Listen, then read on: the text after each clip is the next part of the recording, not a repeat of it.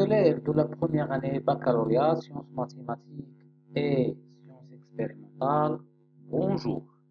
Dans cette vidéo, je vais vous donner l'essentiel du cours, la concentration molaire. Bien sûr, c'est une révision. Alors, je vais commencer premièrement par la solution aqueuse et concentration molaire. Donc, c'est quoi une solution tout d'abord et c'est quoi une solution aqueuse? Donc, solution aqueuse, petite A, notion de solution. La solution est un mélange, bien sûr, entre un solvant, par exemple l'eau, et un solité. Et le solité peut être solide, liquide ou gazeux. Une solution est un mélange homogène obtenu par dissolution d'une espèce chimique dans un liquide appelé solvant. L'espèce chimique dissoute est appelée solité. Donc on a ici deux termes, le solvant et l'eau solitaire. Par exemple, l'eau va jouer le rôle d'un solvant et le sucre va jouer le rôle d'un solitaire. Donc, solvant plus solitaire va donner ce qu'on appelle une solution. Maintenant, l'eau solitaire peut être solide, par exemple, comme le sucre, et le chlorure de sodium. Le chlorure de sodium NaCl. Donc, le chlorure de sodium, c'est ionique et le sucre, c'est moléculaire. Le solvant peut être soit l'eau ou liquide organique, comme l'alcool et le cyclohexane, etc., etc. Maintenant, une solution aqueuse. C'est quoi une solution aqueuse? On va revenir à cet exemple. Donc ici, on va remplacer le solvant par l'eau. Donc l'eau plus solité va donner une solution, mais aqueuse, parce que le solvant est. Lorsqu'on prépare une solution en utilisant l'eau comme solvant, la solution obtenue est appelée solution aqueuse. Donc, solité plus l'eau va donner solution aqueuse.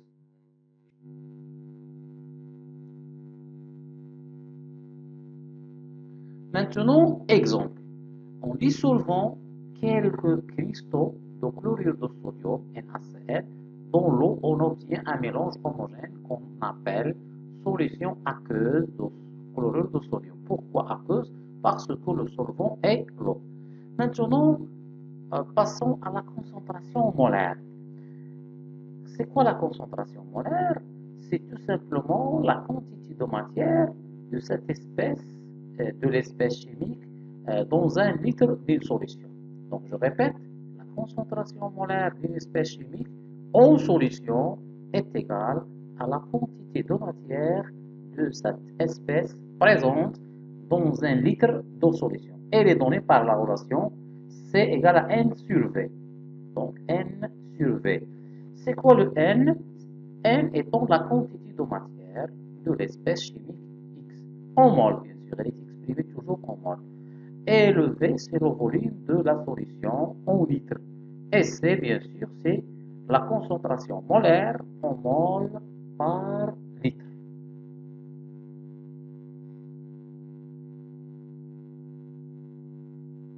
Remarque, on peut déterminer la concentration d'une espèce X dissoute dans un volume à partir de sa masse.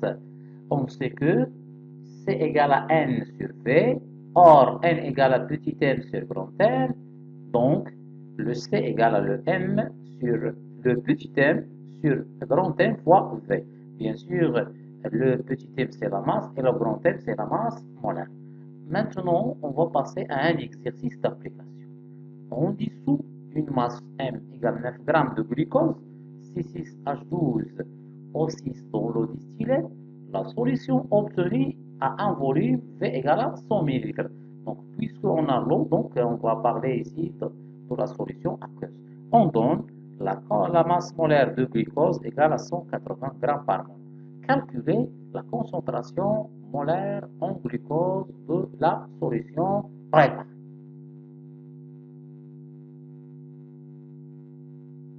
Correction. Donc, premièrement, on sait que C égale à N sur V. on va calculer petit n. Or, n égale à la masse sur la masse molaire, application numérique, c'est 9 grammes sur 180, soit n égale à 0,05 mol.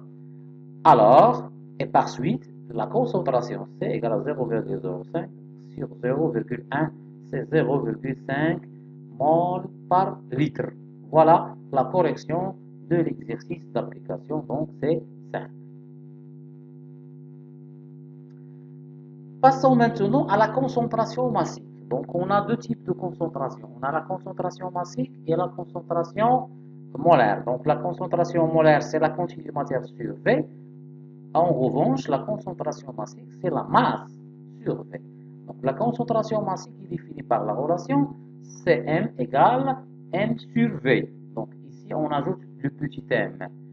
La concentration molaire égale à M sur V. Donc, la masse, c'est en grammes et le V, c'est en litres. Donc, la Cm, elle est exprimée en grammes, litres moins 1. Donc, M en grammes, V en litres, c'est le volume de la solution, et Cm, c'est la concentration massique en grammes par litre. Remarque, on sait que N égale à M sur grand M, d'où la masse, c'est N sur M, N fois M.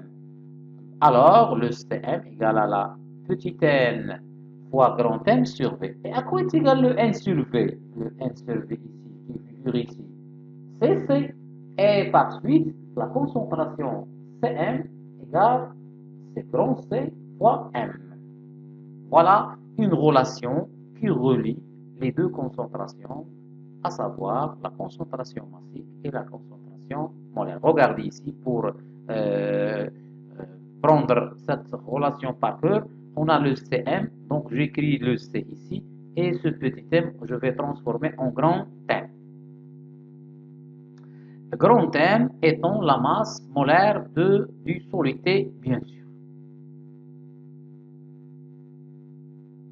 Maintenant, la deuxième partie du cours, c'est la dilution d'une solution. C'est quoi la dilution d'une solution? Donc, la dilution lorsqu'on diminue la concentration d'une solution en ajoutant bien sûr un solvant. Donc, je vais commencer avec une définition. La dilution d'une solution est une opération ou bien est un procédé qui consiste à obtenir une solution finale, donc ce qu'on appelle la solution phi, de concentration inférieure à celle de la solution de départ. La solution de départ s'appelle la solution mère. Remarque, on a ici deux remarques. La première, la dilution d'une solution entraîne quoi? Entraîne la diminution de sa concentration. Pour diluer une solution initiale, ce qu'on appelle la solution mère, on ajoute une quantité d'eau à un volume précis de la solution mère. La solution obtenue par dilution est appelée solution phi ou solution diluée.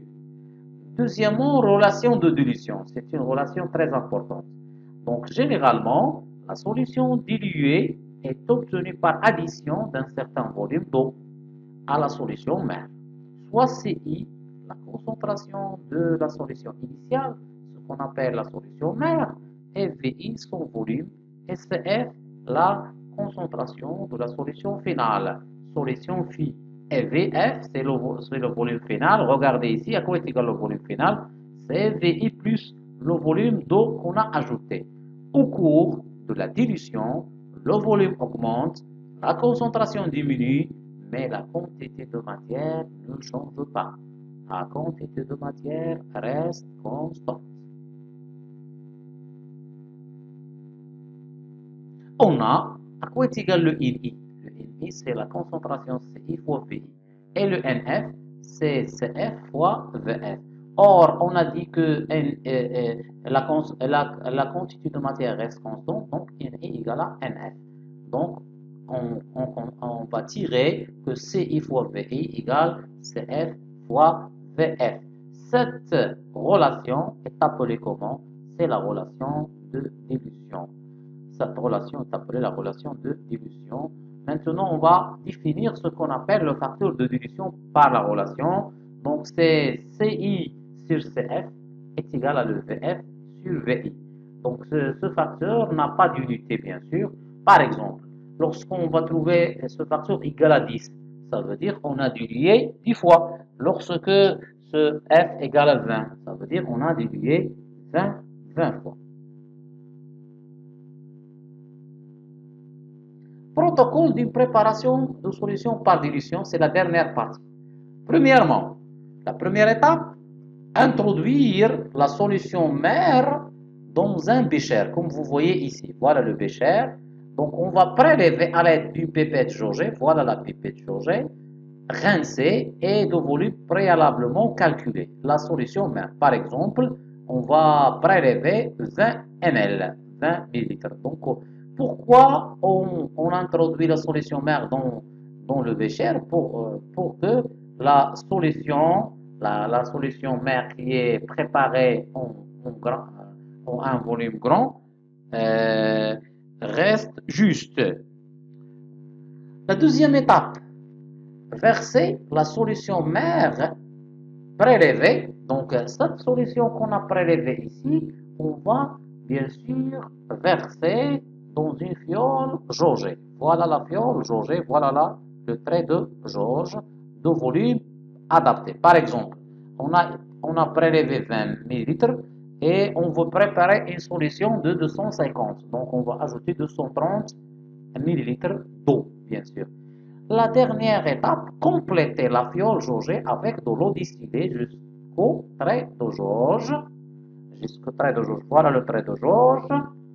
Et agiter en retournant complètement la fiole. Bien sûr, on va fermer la fiole. Donc, pourquoi on agite? C'est tout simplement pour homogénéiser la solution. Voilà, donc avec le protocole de préparation de solution par dilution, je termine cette vidéo. Merci, à la prochaine vidéo.